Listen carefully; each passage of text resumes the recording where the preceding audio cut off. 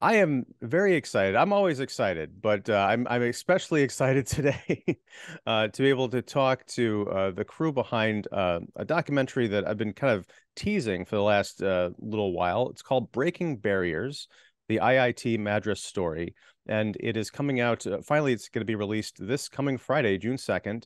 People are going to be able to watch it and find out what the buzz has been about and why I've been super interested in this particular subject, this particular movie, and this particular filmmaker, Shashwat Mookherjee, who's joined me on a number of Spotlight India discussions talking about his short films and also some other gems of Indian cinema, and this movie that he's been working on for a good deal with the members of the IIT Madras Film Society, whom I have a number of them here joining us today.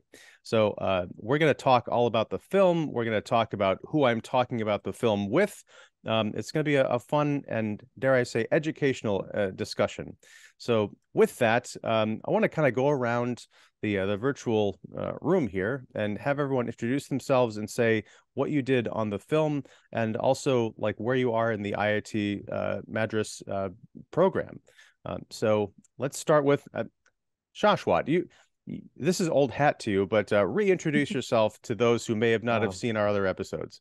well, hello everybody to those who are watching. I am Shashwat Mookherjee, and I've worked on this Breaking Barriers as a director and the editor of the film, and I'm currently in the diploma level or the second year, which is the under of my undergraduate studies at this IIT Madras BS degree program. All right. Shruti, how about you? I'm in the IIT Madras Breaking Barriers film crew as well as the writer and like some other stuff like subtitles, VFX, a little bit like here and there. And otherwise than that, I'm in the second year of the IIT Madras online degree as well, like Shashwat. And I'm also doing another offline degree for BTech from another college. So yeah, that's about it for me. Cool. Pranshu. Hello, Ian. Hello, Shashwat. Hello, everyone. This is Pranshu Deswal. I am also in the diploma or the second year of IIT Madras along with Shashwat. I live in Kolkata and I was part of the film society and the documentary film Breaking Barriers. I was the assistant production manager, which basically meant doing I was an assistant of Ashwin. I helped him out for all this work. Okay. So let's bring that to Ashwin. How did Pranshu assist you on the film, and what was your role on the movie? Hey, first of all, glad to be here. Hey, and everybody here. So I was the production manager and QA for the film. So basically, QA part basically includes, just making sure that whatever versions we put out, make sure that there is nothing wrong with them, making sure the quality is up to the standards and whatnot.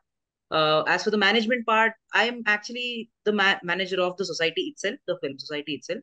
So along with that, I'm also managing things, reaching out to people, reaching out to the right people, getting connections and, like connecting people basically. That's kind of my job here at the Film Society as well as the film. So yeah, me and Pranshu, we share work basically, but yeah, it's kind of about Okay. it. Cool. All right, and that brings us to Sunshinga. I'm sorry, I don't know if I'm pronouncing that name right. I'm sorry. Help me out. His name is actually Shushnikdo, like Shushnikdo Shaha. Oh, Shushnikdo. okay. Shushning Do. I'll get it right eventually. I'm sorry. Hello everyone. So this is Shusnigdho Shah. I have been in this program for a while. I wouldn't say I'm in the second year, but I am in the diploma level as well. This has been kind of my side thing going on, so I've been taking it slow, like really slow. Anyway, so with this film, I have been something called the creative consultant, kind of a passive role, but I was more active when the story development was going on with exploring different sorts of ideas and everything, and providing some ideas on my own and some things that will look better, in my opinion, which went on as the pre production began and everything. Yeah. Okay. I do want to start kind of lead off from that because it's an interesting idea. When most people think of a documentary, they think of just, going out and filming people or situations or whatever, and literally documenting what they see, cutting it together and putting it out as a movie. But we're talking now about people who are working as writers on the film and creative consultants. So like, how does writing and creativity come into the shaping of a documentary story in terms of going from the raw facts that you capture on film to the finished product? Yeah, so like basically, like you are actually very correct, because when we were also approaching other people about like we were actually kind of we actually approached to a lot of people about this film initially, even though like many people have worked on this, and their main question was how come writing and this creative consultation is actually coming in a documentary.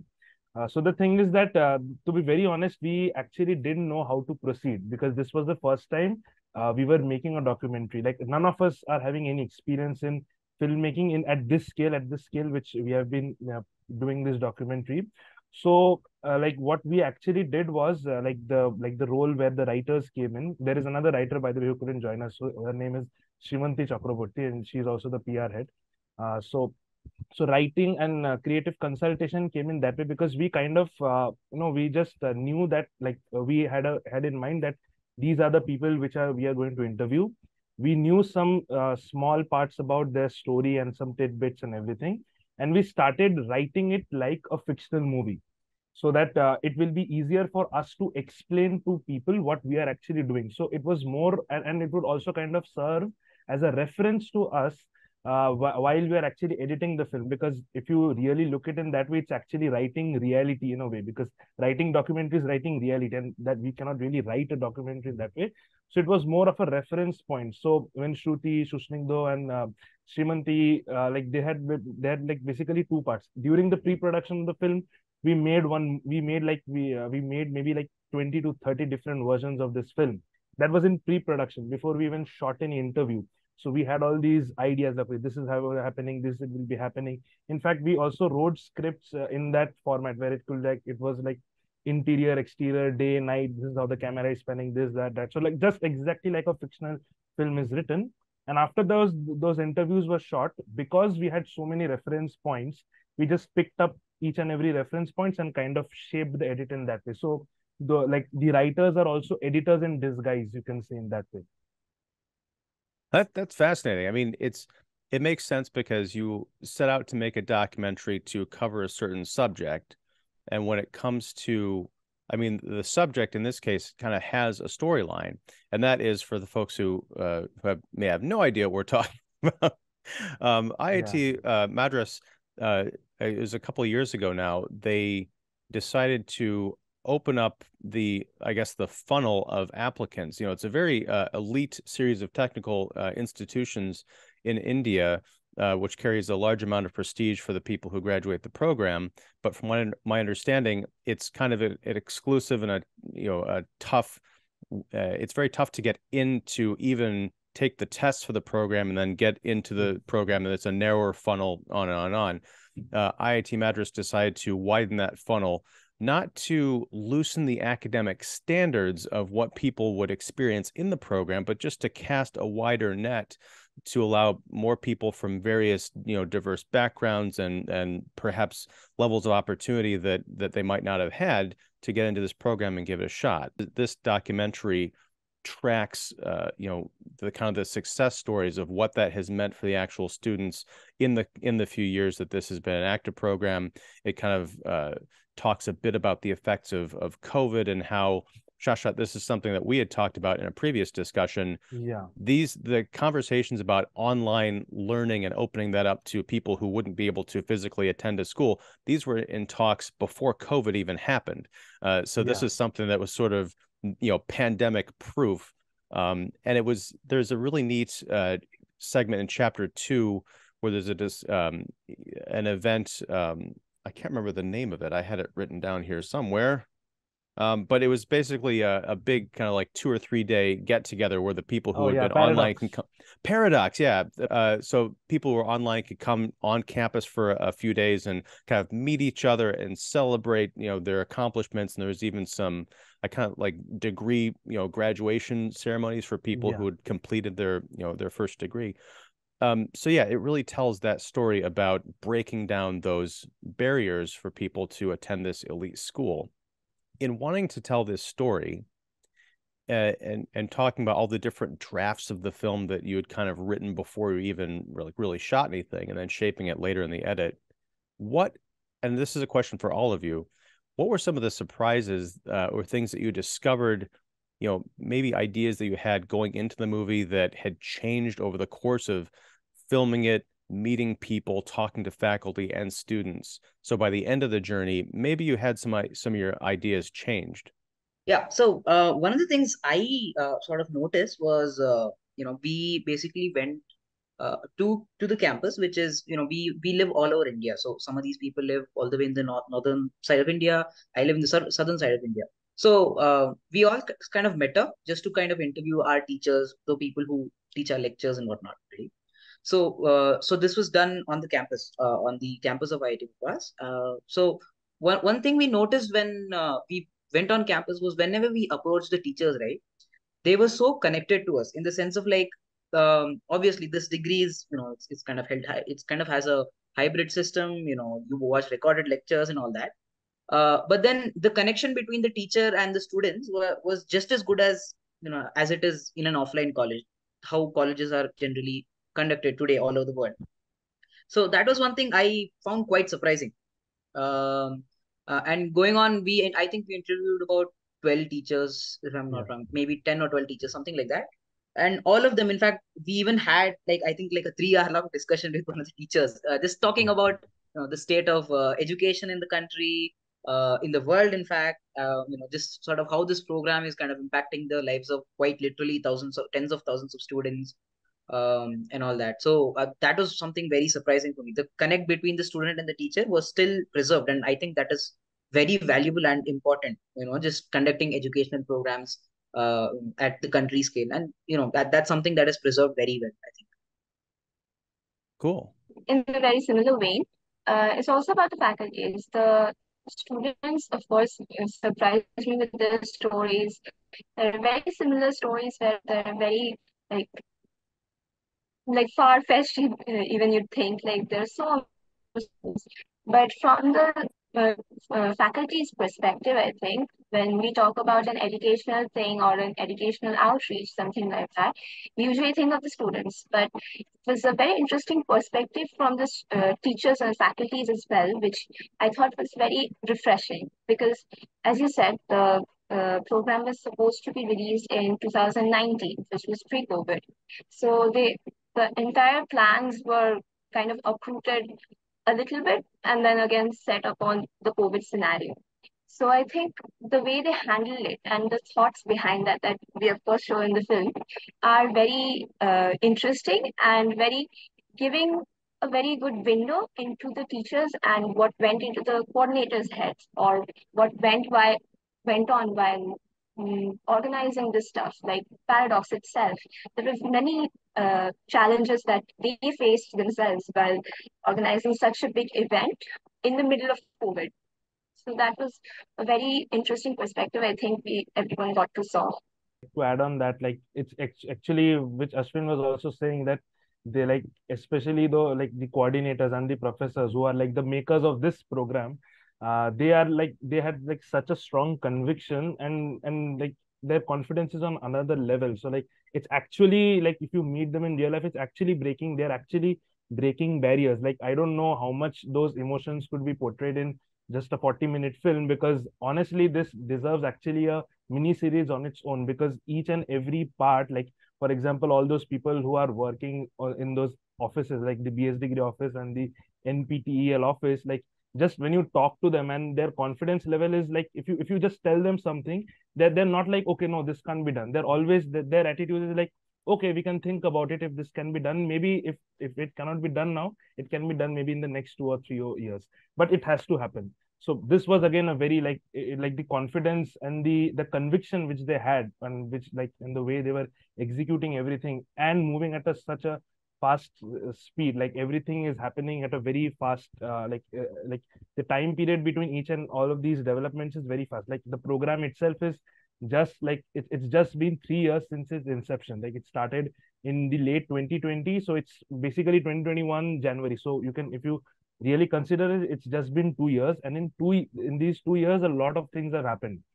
And one can only imagine by the time the first batch of students will be graduating, a lot more will have been changed. In fact, right now, let me also say this, like right now, like the topic till which our film covers, till then to now, like today's 21st of May. From February, we shot those interviews on February. From February to May, also a lot of things have changed in the administrative side, in the grading side. So it's constantly evolving. And evolving, I assume, in a positive direction. Yeah, in a positive direction, yes.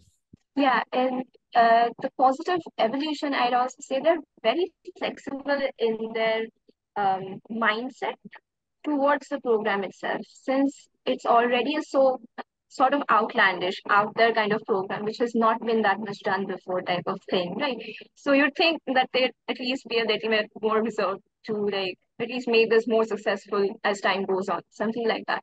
But even at that, they're very flexible in the way that okay, if this kind of topic is very hot or very important right now, like data science is very important right now. So we're making a review for that.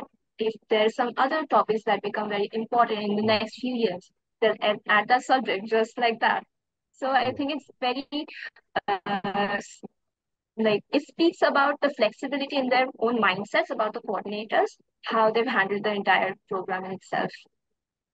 Well, that is something that comes across in the film, which I think you captured very well. And this is not to, I don't want to sound ageist or anything, because I am certainly probably closer in age to your professors than certainly you are. Because I have to let people know, the folks I'm talking to right now on screen, they're all, I believe, like in their 20s, or just doing amazing things.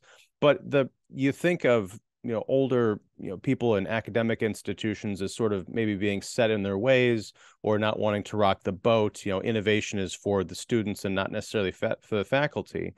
But what comes across in these interviews is a real desire to meet students where they're at. And where they're at, especially nowadays, is everything is constantly evolving, innovating, and changing, and not only wanting to try and keep up, but to find out what's the next step, and build programs around that. So I think that is really refreshing. My question, I guess, is, have you had experience or heard about other student experiences and perhaps other institutions where that are, I guess, why was it so important that IIT Madras engage in their program this way to kind of set the tone for the future in terms of providing more opportunity, high quality education, but breaking down some of those barriers? Was this a reaction to maybe more conservative or buttoned up educational institutions that the youth were not getting what they needed from? Well, I don't think it was a reaction as such, because IIT Madras, I'm talking in general, if you keep up with their news a little bit, they're trying to level up their innovations in a way, like constantly in a way. They're like things are opening up like just that fast in IIT Madras as far as I've seen through news. There's other things inside that might not be brought to light. Those we don't know about. But I think it wasn't much of a reaction, but it was definitely a thing that they were very aware and conscious of the elitism of such institutions in India, particularly talking about India. Of course, there's other in other parts of the country or the world. But I think it was definitely, they were aware of the elitism and they tried to break it down a little bit from their end, being part of the elitist institutions that they were. But I don't think it was a reaction as such directly. Yeah, just adding to what Shruti said, Ian, you asked one question about why such a program even exists, right? So just to give you context, so like you mentioned before, so the selection rate for these into these elite institutions here in India is less than 0.5% right now. While in fact, quite literally speaking, that I believe is lower than the Ivy Leagues currently. There is multiple factors to that. I mean, India is a much more populous country.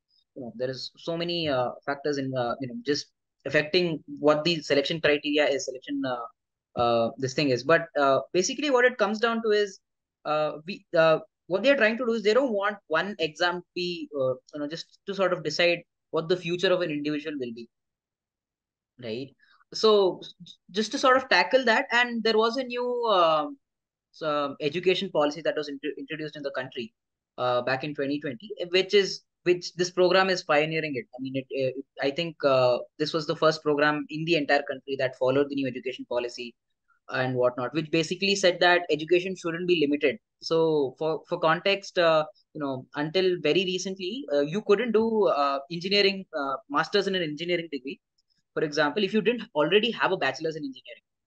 And there was so many barriers like that.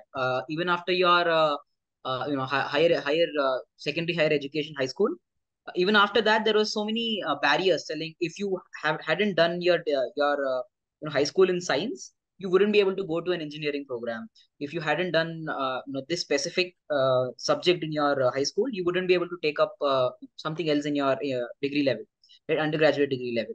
And well, that worked until a certain point for the country. And I think we've grown to a point where there is interdisciplinary studies going on right now, transdisciplinary, interdisciplinary studies. And we've come to a point where all of the knowledge that the students they learn, they use in everyday life, we've come to a point where we don't have to specifically how do I put it uh, we don't have to specifically just employ only one set of skills, right? Today we live in a world where generalists are valued more than specialists. Right. So we've come to a point where we need programs like this, and IIT Madras turns out was one of the institutions that recognized such a thing. And here we are today. I, as part of this, I got to meet great friends. I'm in panel discussion right now, in fact. So yeah, that's kind of the context behind why such a program even exists in the first place. Well, and I think that's highlighted sort of later in the film. There is a student who, I believe he was like 30 years old. He had a job and he lost it. He was unemployed, kind of uncertain about what to do. And he started like watching YouTube videos about coding. And I think he got some resistance, like, what are you going to do with that? But he was able to get into the IIT Madras, the program.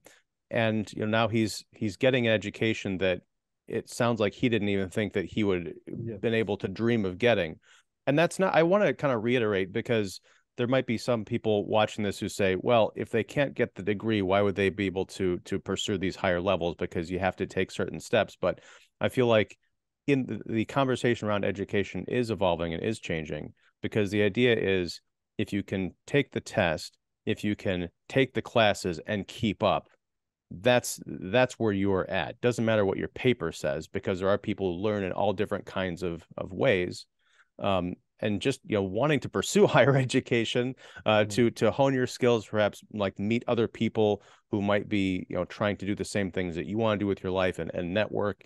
Those are great opportunities for everybody. And a piece of paper shouldn't stand in someone's way. And I think that's what's kind of inspiring. And there are a few of those stories. There's the students who are working on the hackathon. I mean, they're just like in an apartment, like pulling boards and cables and little devices they're building just like out of their drawers in their rooms. I mean, these are things that are these aren't things that are built in a classroom. They're just doing this because they're passionate about it and they want to help build the future. And the school, the institution is just holding the door open for them and letting them walk right through.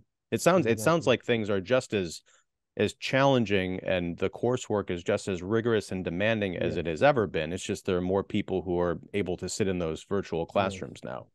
In fact, to add into that, like what they said, like the thing is that in India also, like in generally, like IITs have like students who are studying in IIT, like they are looked upon, like people look up to them, like, oh my God, that person has got into an IIT. So like IIT is more of like an emotion. It's like a brand. Nobody cares about the level of education many times you're getting over here, but what is actually, like, for example, if you go and ask any person in randomly in this country, even if they don't, like, they may not be educated themselves much, but they would have heard about IITs. So like, in fact, while we were going to to shoot the film, we were traveling across the country through trains.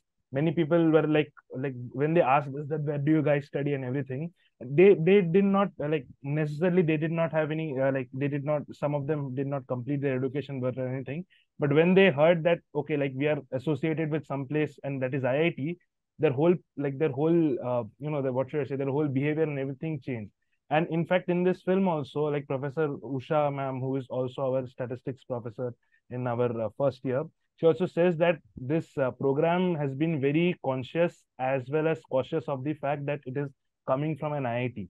So the professors and the makers of this program knew that if this kind of, because this is actually to create a mindset, to create a change in the mindset of the people.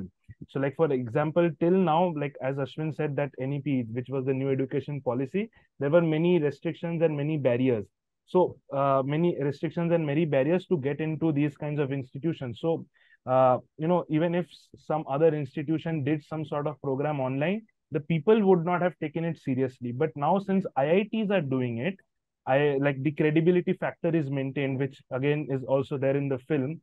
So then the people are all or the people or the students are also getting confidence in the quality of the education that is being kind of which we are getting. And this program is like very hard, and again, which is there in the film. I'm kind of spoiling it, by the way, but it's not really a spoiler. So like, the thing is, again, which they say that it doesn't mean that IITs are just giving out degrees just like that. The rigor is maintained. The rigor is maintained. The standards of an IIT education level is definitely maintained. But it's just that the selection process is a different process. So that's the whole gist of it. And I don't want to spoil anything either. So I'll just say that there is a moment towards the very end of the film where someone is talking to a group of people. I'm tiptoeing around it here, but just to basically say that, the people he's talking to now represent IIT Madras, and that is, it comes with responsibilities, but it also comes with a certain kind of prestige, which again, the people he's talking to probably could not have dreamed of having that prestige, that name attached to them, 4 years ago. And it's just a very kind of moving idea that there are people who could come from, not elite schools leading into IITM, but people again lost their job, decide to explore an interest on the internet, and all of a sudden now they're in a degree seeking program with people who perhaps had all the benefits that they never had, or other people within that spectrum. It's just a great, I think, a message, and I think it's something that more institutions frankly could model. Yes, that's exactly one more thing which the thing is that there were so many interviews, like we also couldn't put them all in the film, but even after our interviews, when we were interacting with the professors and the coordinators, they said that this should our goal is not to just produce IIT graduates, but to kind of set a benchmark for other institutions to follow, that they should not rather be ivory towers and close their door, but rather open up education and spread education to the people of the country and the world. Now, you mentioned that you interviewed a lot of students and also professors who appear in the film. And this is another question for the group. You are also a member of this program. Did you find that the interviews that you conducted or that ended up in the film kind of matched your own experience, or were there perspectives in the movie that you didn't think? Were there perspectives that maybe you had or other people that have had that didn't end up in the film? Or is it pretty representative of the attitudes of the students? I think more stuffs didn't end up on the film that we would like to show. I guess we interviewed many students that didn't really end up in the film, and uh, personally, I related to some of them, and then I got to explore through this interviewing process and everything, that there were this whole spectrum of different kind of people. It's a really how would I say it, um, I don't know, it's like from people are coming from like so many different backgrounds, and they have their personal struggles and everything. So like I did not imagine that I would interact with people with such different uh, backgrounds, as well as personal struggles that they are going through, and we are pursuing the same thing, and like we are sort of like batchmates, and you can say classmates. Like there is no, the concept of class here is very different, but like it was sort of inspiring in a way, I would say. And more stuff didn't end up on the film that, like I said before, that we would like to show, and because of the time constraint and everything. So yeah, that kind of sums up. Like I'm really, I don't know how to like sort of put my thoughts and feelings together and like some of this stuff. That's why I've been keeping quiet. No, no, no, you're doing great. That was a fine answer. So yeah, I agree with Shusnik though.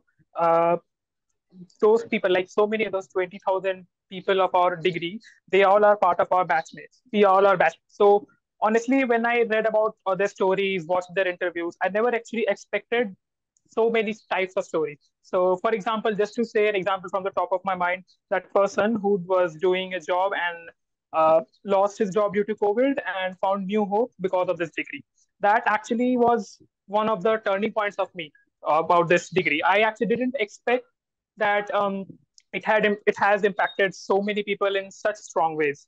So that was a very good point for me. And yes, many parts were not able to weren't added in the movie because of time constraints. Plus, there were some things and which were many repetitive as well. So I agree with Susnik on that. Cool. And yeah, that's something that I think we can all kind of learn from, is we all have our own perspectives. We're all caught up in our daily lives and trying to achieve things, and we kind of take things for granted. You know, things we might not consider to be luxuries might be luxuries to someone else, like having a job. And then you don't have a job anymore, or you hear about someone who's been laid off or whatever, and you're like, oh, well, I'm very fortunate to have this opportunity. Getting into, you know, a program like IITM could mean the world to someone else. It means, you know, a bit to me, but it could be life-changing to another person. And that's, yeah, I think most of those, that kind of idea comes across in the movie. Speaking about work, I want to talk a bit about balance. Shashwat, we've talked a little bit about this, but you're a maniac. I mean, you're just working all the time. But I want to. Well, I mean, like you know, you're thinking about movies, you're making movies, you know, you're finishing up your degree and all that. And I want to kind of apply this to the rest of the folks on the panel. Like, how do you how have you found balancing working on this film, working on your degree, and any kind of like personal life? Do you have hobbies, families, other obligations? Like, how has it been balancing all of that while working on this project over the course of, you know, quite a while? But honestly, the answer probably isn't as exciting as you made the question to be. To be very honest with you, see, the thing is, you know, once we started doing two degree programs at the same time, which was somewhere around the start of 2021, something like that. We kind of got used to this, hustle sort of mentality, hustle sort of mindset. Beyond that, once we started this film, it was mostly just a small addition, really, because we spend less than, I'd say, about 10 hours a week. Shashwat definitely spends way more than that. He is, I mean, mad respect to him on that front. But when it comes to our works, which is mine's, mostly managing things, connecting people here and there, making sure everything goes right.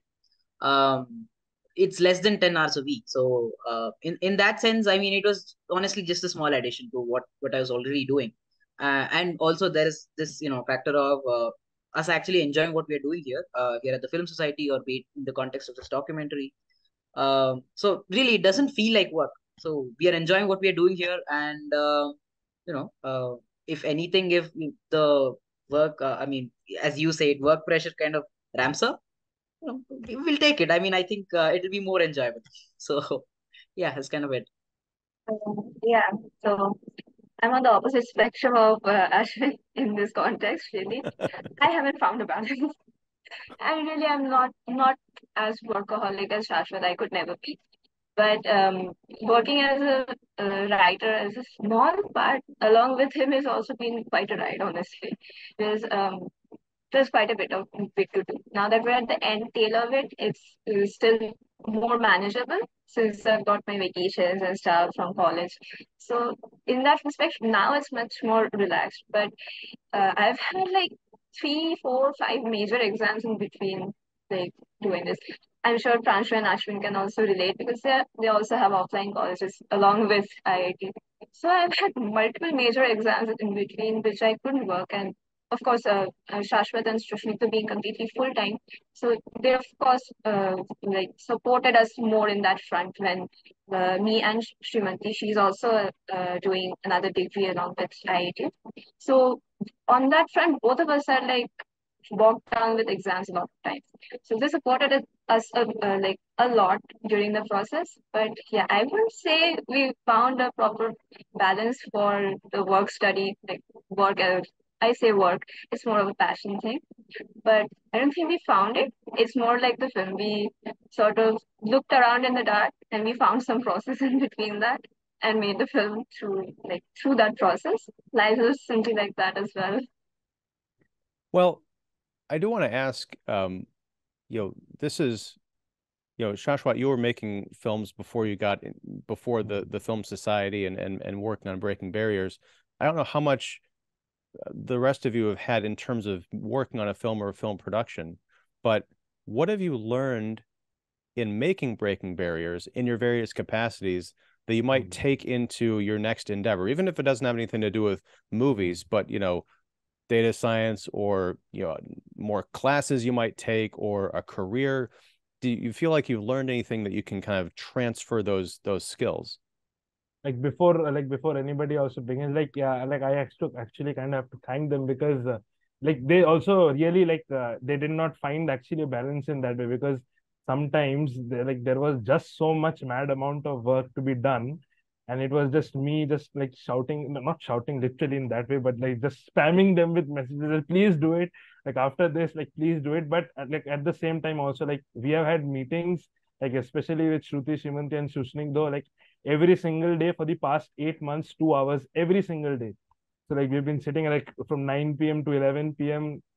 All for the for a major of time, because we were just discussing about the movie, because how we are going to do it.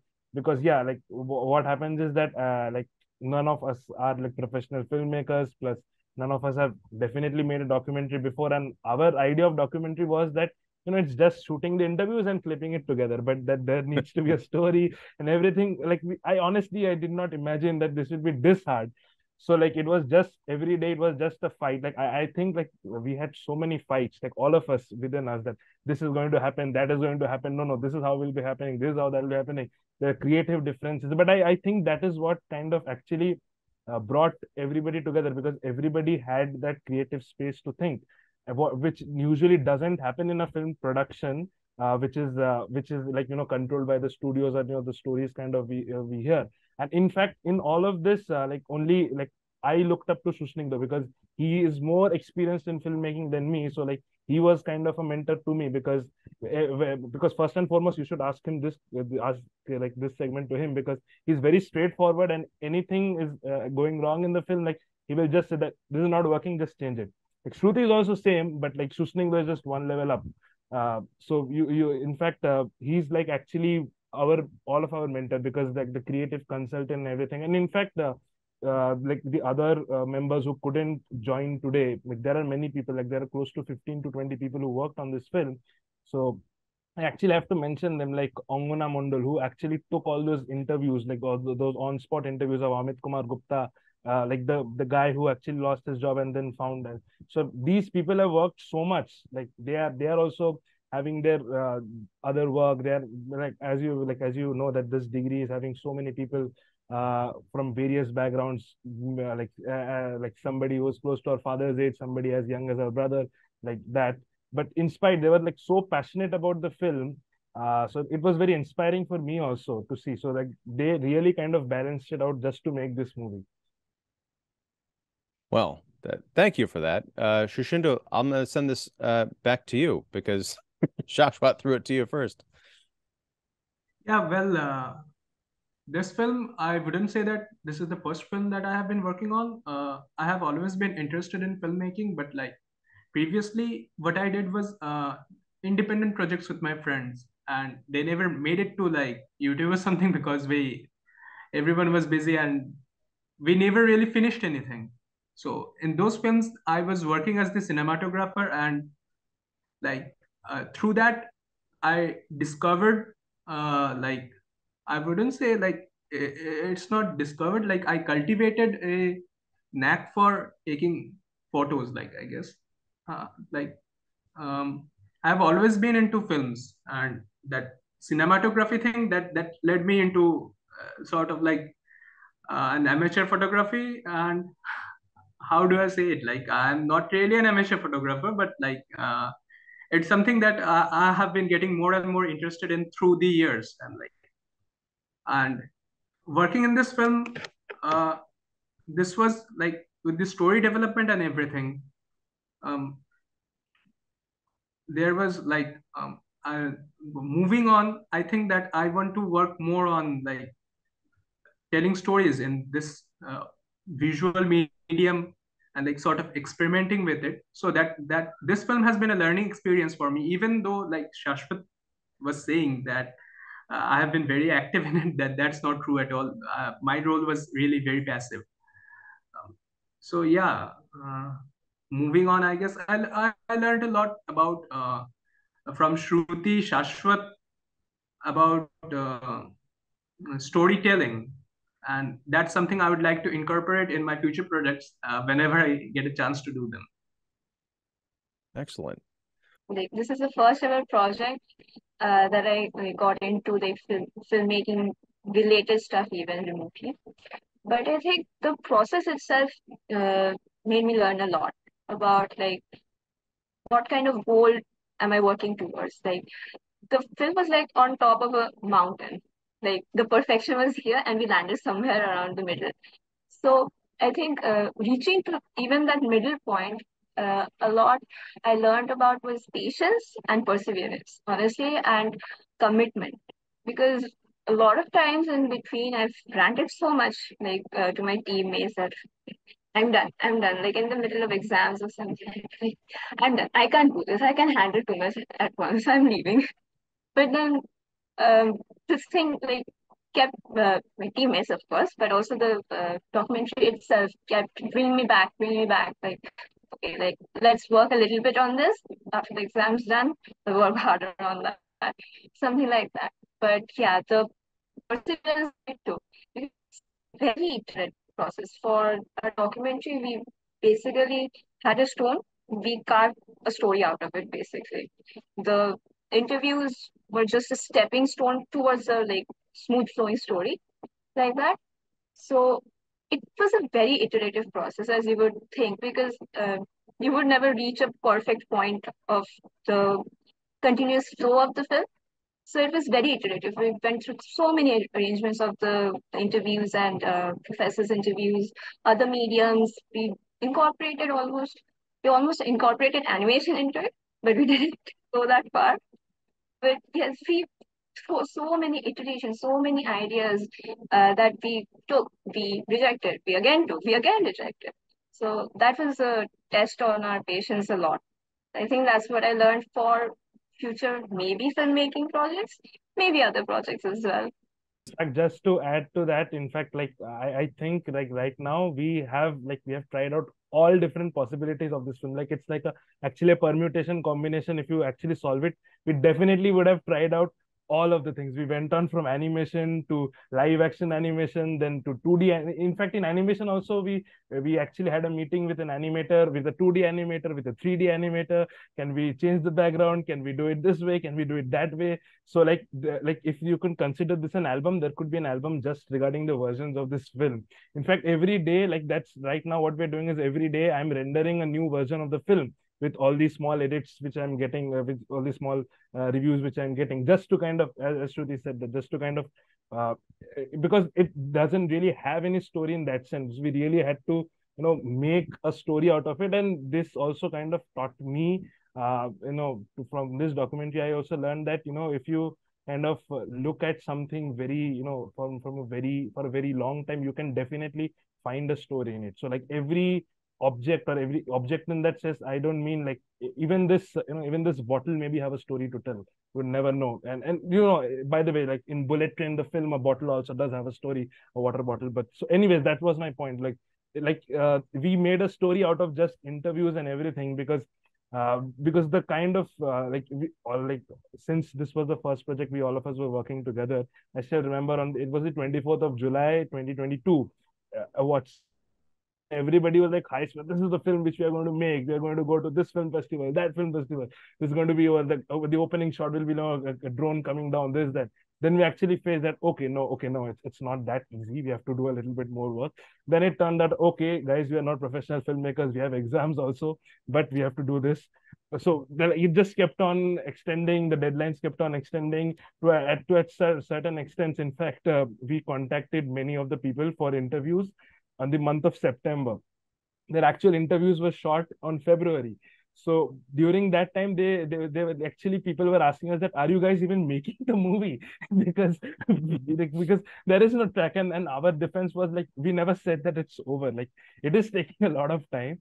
So it was like it was as if like it was these last 8 months to 10 months were actually like 10 years for us in Avatar's making. So you can actually say that because we genuinely didn't know what to do, how to proceed, and what to do forward.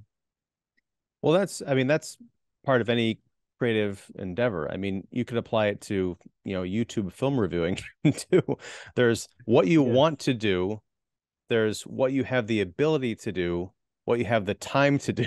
you just have to kind of make it all work. I mean, this is why I get up at 4 o'clock every morning, because I've got a day job and a family and all that stuff, but I have to do, this, whatever this is.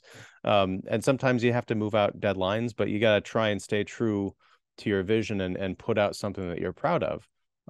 So yeah, that is a great a great lesson to learn. You're not going to go to the Cannes Film Festival on your first go with a student film. I don't mean to denigrate it by calling it a student film. It is a film made by students, but it's it's a very excellent work, and you shall be very in proud. fact, just to add to that Cannes Film Festival, we actually had a long debate about that, because that's just a kind of a joke and thing, but we actually joked that we have to, our deadline is 24th of March, because that was the day Cannes Film Festival submission was closing.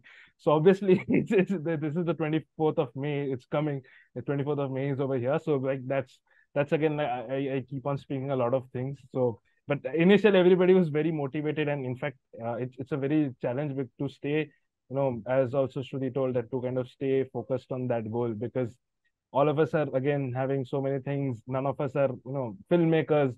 So one day, yeah, I love this movie, I'm going to work on it so much. The other next day, like what will happen doing this movie? At the end of the day, I have to again give the exams, and I have to again do this and that. So, it was just a constant tussle between that.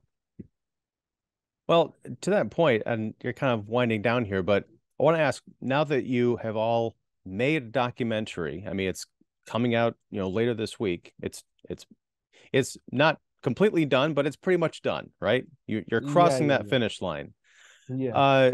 And you're also, finishing up your, very technical degrees.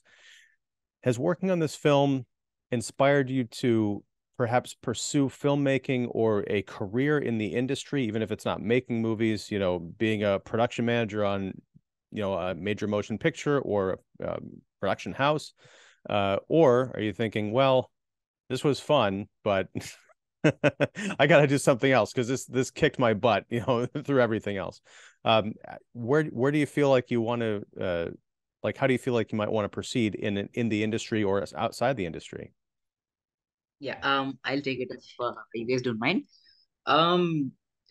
Ian, see, the thing is, I've worked on films before, very small student films, for college fests and all that. Basically, I used to, we were given like 6-7 hours of time, and then we would render out a short film, maybe like 10 minutes max, something like that. So that was all the kind of filmmaking experience that I had. So I would be the director, I would be the editor, everything basically. It would be a team of 2 or 3 people maximum, and then we would divide work. But it would be most of us would be doing all the work, because the thing is, we don't really have, oh, this person is an editor, So this person is the director, this person is a producer, because our team is simply not that big enough. Um, so coming to this film, so this was bigger than anything that I've ever tried before in terms of filmmaking. And one of the most important lessons that you could say that I've learned from this, and I'll be taking this forward as well. Maybe a future, as you said, I don't know. We'll see what the future holds for me. But more importantly, one of the things that I've learned here is that how important teamwork is in just creating something that is good, right? One person, even though he or she may or may not have the vision to create something good, it is a team that actually creates something worthwhile and good, and that is something I can definitely take back home. With it's a lesson I've learned basically. So that is one thing I definitely appreciate working with this team in general. And as for the future, I don't know. Maybe if I get an opportunity like this, sure, I might take it up. But yeah, that's this is kind of where it is right now. So I pretty much agree with Ashwin. I'm not really sure what is in the future. This film, I mean, this film was my first film ever. I have never worked on film before, and honestly, I wasn't even entirely part of the story thing. I was only part of the management thing. I was assistant to Ashwin, and I joined this society in November. So since November, I've been working with them, helping stuff out, like managing this, contacting this person, scheduling this, that, etc., etc. And the number of times I messed up, I mean, God knows how many times I have and how much I have to listen to them. Yeah, so I would honestly say that this was actually one of the biggest, if not the biggest experiences of my life, and I would definitely enjoy it. And I am open to and I'm open to this kind of thing in the future as well. Like, for example, after this movie is made, like 6 months later, Shashwat calls me up again, hey, I want to make another film. Are you in or out? I will definitely say I am in, and hopefully in a much more better capacity and with a much more improved capacity and less prone to mistakes and you know They're not mistakes, they are happy accidents. Right? In the wise words of Mr. Bob Ross. Yeah, Bob Ross, exactly. Yeah. All right. Shushindo, how about you? Yeah, this was a learning experience, and I do want to tell stories moving on, like in later in my life. So maybe they will be films, and they might not be. I don't know, but this helped me to sort of figure out how things go on, and I guess that will really be incorporated when I do my own stuff. All right. And And if Shruti. Shashwat ever calls up saying that he wants to make another film or something, yeah, I will be totally in, like Rancho said. Wow.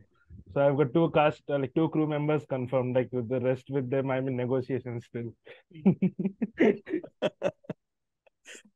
Shruti, how about you? To being open to filmmaking after this, never say never, I guess. Right now, I have other priorities, of course.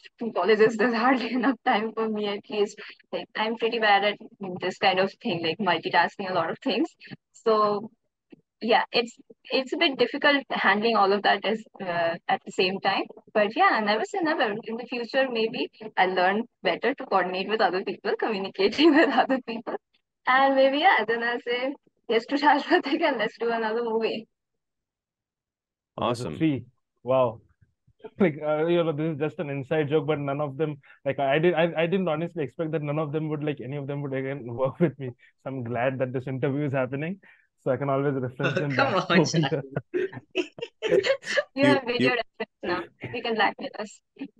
You've got the receipts. Yeah, totally. Yeah. Well, I mean, just the fact that they all agreed to show up and have this conversation, I think speaks to to that amicability. And yeah, I've really had fun, and I can't thank you guys enough for talking with me about about breaking barriers. Speaking of which, when can other people see the film that we've been talking and gushing about? Like, when's it coming out? How can people see it? And what's the deal? Like the audiences can see this film on YouTube on the 2nd of June. Again, hopefully, because like with this film, everything has been kind of going, in its own direction. So like the film is kind of driving us rather than us driving the film. So 2nd June is what the film, like 2nd June is what the release date is locked in. It will be coming out on our YouTube channel, which is the IIT Madras BS Film Society, and that is when the audience can see it. And that's what we like. We hope for the best, that the audience would kind of get the insight, or get a sneak peek into what is going on at IIT Madras, how it is breaking barriers, and how it is kind of helping up shape up the country in its totality. Excellent. Well, that's, by my calculation, that is this coming Friday. So Yeah. I'm hoping that I'll be able to watch the final, like, I've seen the film. I've seen the film that was available yesterday. So Yeah, it sounds like it's exactly. going to evolve a bit in the next several days. So I'll be watching it again, and I'll be happy to share that link out with folks. And I'll drop a link to that in the description of this video. So if you're watching this Monday or sometime else during the week, check back here on Friday, June 2nd, and you'll be able to see the link to the final Breaking Barrier. So I just want to say again, thank you, but most of all, congratulations. I mean, I don't know, you guys have been in the weeds, in the thick of it, making this movie, amongst, getting your degrees and your exams and all that stuff. I don't know if you've understand how amazing it is that you've made a film, that you've gone through this big, multi-month, even year struggle to tell this story, and you're done, or pretty much done. So Yeah, pretty much done. congratulations. Yeah. Yeah, give yourself Yeah. all a big pat on the back, round of applause. Not necessarily here, but at some point. Yeah, there you go. Yeah, Francis doing it already. But yeah, congrats. You've all got bright futures ahead, wherever that might take you. And if you're going to be taking that to making movies, I want to have you back here on the show so we can talk about it. So yeah, thanks again. Congratulations, and take care. Thank you. Thank you, and for having us. Yeah, I mean, it's a great pleasure to be here on your on this panel discussion and on your channel. In fact, thank you for the feature. Yeah, please look forward to the film. We've worked quite hard on it. Hopefully, our hard work is also shown in some way or the other through the film. Yeah, we hope all of you guys watch it as well. Thank you.